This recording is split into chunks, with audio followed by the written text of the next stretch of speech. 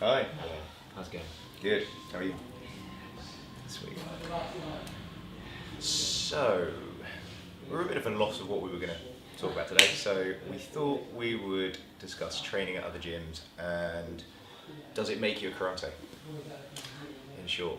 Pete had his own experience with this, which is kind of why I thought this might be a little bit worth talking about.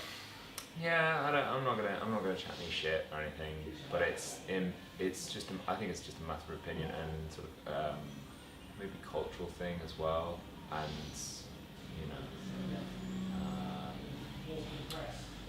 like everything changes, right? So Jiu-Jitsu comes from traditional martial arts, really.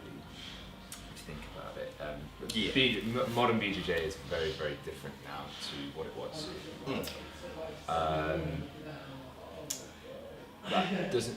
We still got traditional martial arts going on nowadays, and there's a very traditional ethos around it, and I still think we should hold on to a lot of those things, like being respectful to your teachers and stuff.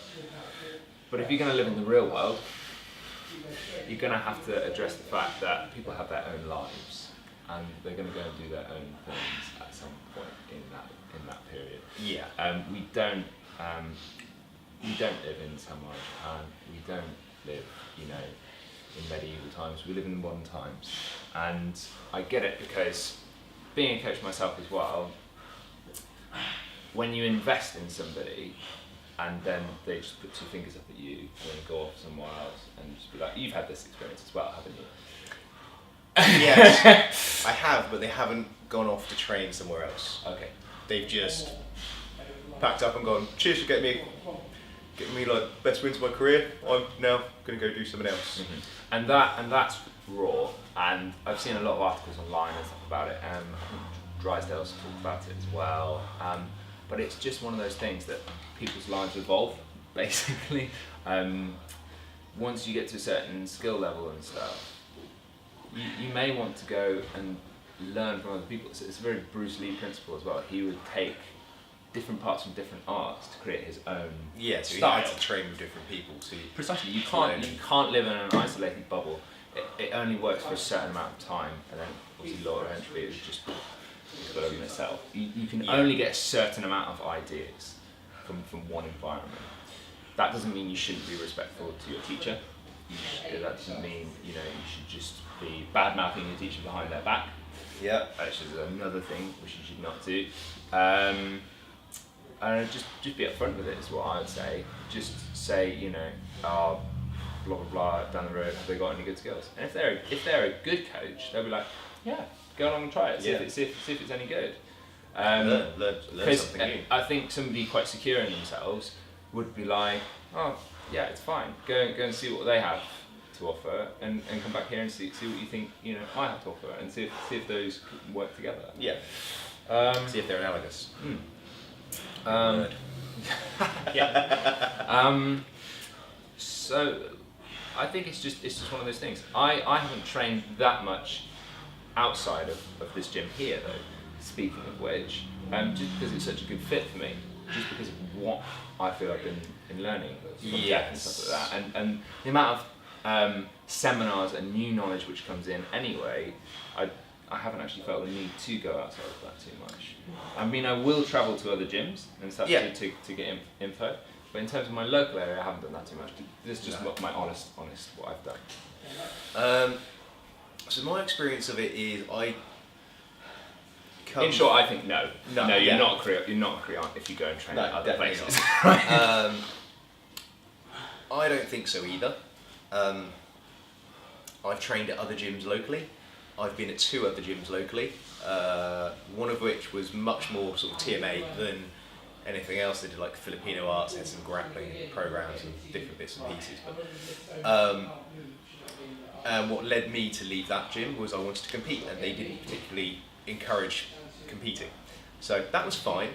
I then went to Alex D'Souza's, was training there, fought MMA for him, and realised I was missing something in the training. It wasn't the whole. It was just I was just doing Brazilian Jiu-Jitsu, which didn't really fit completely for that MMA thing, as you can guess if you're only doing that. So I still train jiu-jitsu there. Moved along. Now I didn't get any back. Well, I got a bit hassle for that, but not. That's just territory. Yeah, that comes with the territory, but it wasn't all bad. That pretty much kind of all fell away after about 2 weeks. So it's nothing. It wasn't like what some people's experience, and I think it's actually now worse with. I think the whole Creonte thing is actually worse now due to the social media. Right. Okay. So Facebook in particular. Okay. Not saying the UK BJJ underground is a particularly. It's an alright place, but there can be some witch hunts. There's also can be some very good information put out. You know, like fake black belts being outed and all that stuff that happens on that forum. But there can also be some, which I've seen and been a party to back in the day. You know, but looking back at it now, I think it's a bit different nowadays. I think now it is a lot different. But there was a period about 5 years ago where it really was a little bit like tribalism. Yeah, there was cross training at other gyms.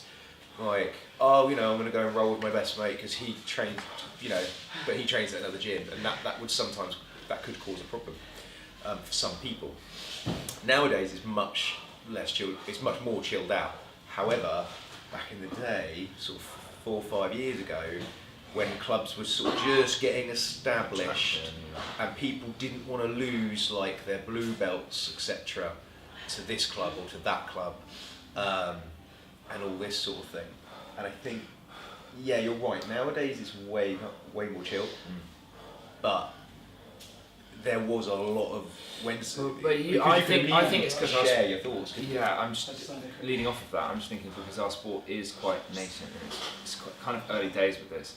It's not like something super established like football or American football, where there are like transfers and stuff like that. You sort of saw like a weird thing with that with Quintet, where Gordon Ryan went on to like Team Alpha Male. We don't have anything like that currently, so people are expecting a lot more sort of respect and loyalty to their clubs and teachers and stuff. Whereas if you see any other high level sport, there's transfers all the time. Like, I don't know what you think about that. I don't know. I suppose you could say, look at... Because it's just like, you know, Messi, he plays for, I have no fucking idea anything about football, right? I just know a name, right? He goes and plays for Barcelona, and then whatever, he gets paid £1 billion to go and play for Man United, and then all of a sudden he's a diehard, you know, Manchester United guy. We don't have that culture in our sport yet, but I think it could be going that way. Maybe we're just in the early stages of where we hold on to these things. Well, I don't know, because once... I mean, I went and trained for MMA. Not only was I training here when I was competing regularly, I would also up sticks twice a week and go to Portsmouth to train at Gym 01 with Brian. Now, I got no hassle off them at all for not being from their gym. They would come here, I would go there, and we really developed like a really strong, good relationship. And Jeff was all fine with it.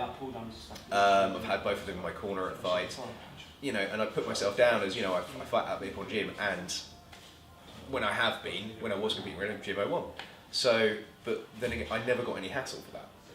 So that's that other side of it. I think in the MMA world, it's training at other gyms or going for sparring sessions is a lot more common and accepted. The jiu-jitsu world is not quite so accepted. Yeah, I'm just trying to think of like other comparative sort of sports within combat, like, you know, as we say, boxing and freestyle wrestling, and then you've got jiu-jitsu and you've got MMA. I think each have different ethoses with cross training. They do, don't they? Because wrestling, they go on camps. So you might go to a camp to a different university. Yep. Boxing, they do go on away days to spar at that gym, this gym.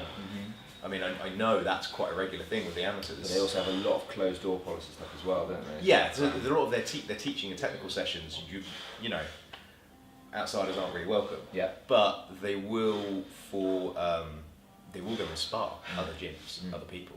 So that's something to keep in mind. And I think in terms of jiu-jitsu, we're getting a bit bit more like that as well. People are doing camps at high level gyms now more. Yeah. I think so. You look at some more of the top names, there is that sort of cross pollination going on a little bit more. You look training at Atos, people training at Henzo's, and just sort of getting those dips in. And people seem.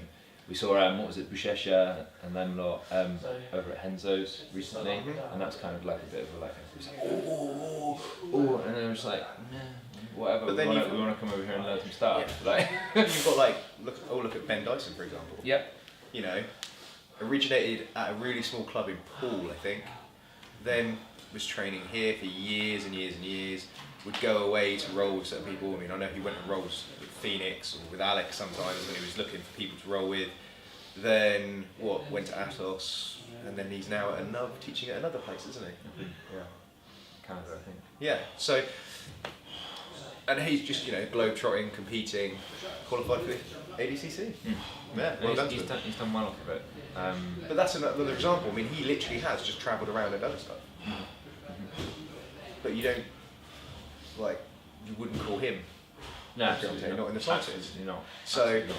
And he said he's going to be doing his camp with Galvao for the lead up to the ADCC. Yeah. So I mean, jumping around. It's interesting. It's interesting, isn't it? Yeah, I suppose you would have a bit of a problem.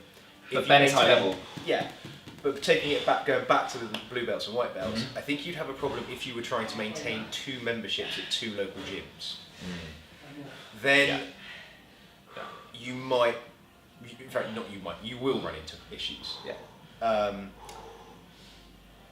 And that could be a problem because, especially if it came to competing and you've like Bournemouth is a really active area for jiu-jitsu, and we have like few teams, a few tournaments each year. Alex puts on his tournaments. I think Jimmy runs a few in his gym, and all that sort of stuff. So. Yeah, that could be an issue. You could get called. You could have some problems there if you were maintaining 2. Yeah. Yeah. I think it's probably is different for each of the sort of belt levels as well. Maybe. Yeah. Because I know I'm welcome to go and train or go and roll. Maybe not train, but I'm 100% welcome to go and roll with any club in the local area. Like, I'm not gonna get shit off people I train with here. Like, Pete's not gonna turn around and be like, Creonte, what are you training with them? what do you mean? So maybe that is the thing with high level things. I was talking about the football sort of analogy. Like if you're a local club and you're just playing for like 2 teams, would that be frowned upon? And then when you get to high level, where transfers start happening, and is it the same sort of thing with jiu-jitsu? Do you think like lower level, you probably want to stick around with one space to get yourself up to a decent level, and then when you're up to a decent level, then maybe you sort of look at going to other clubs for new knowledge? Yeah, I actually think you might be right there. Yeah? Yeah. Because you've got to build up that foundation with, like, if you're just flitting around all different clubs, at a lower level, you may think you're getting cross-pollination, but you're maybe not re-solidifying those basics, which are really, really necessary. And if you've got one teacher who has a teaching style that you vibe off,